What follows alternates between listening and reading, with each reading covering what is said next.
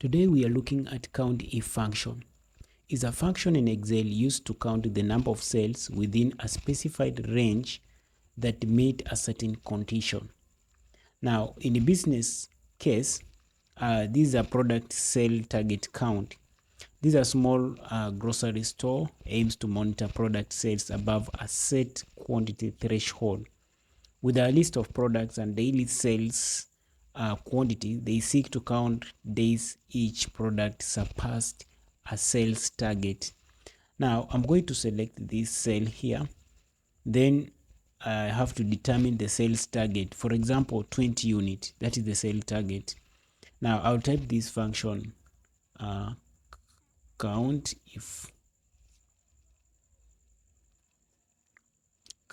function. Then I have to select this range over here. I'll select the range like that.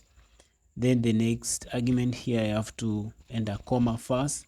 Now the create criteria here. Our criteria here is that is surpassing 20 units. So supposed to be greater than 20. Enter 20 like that. Then close with the double quote. From there, I have to close with the closing parenthesis. Now hit enter.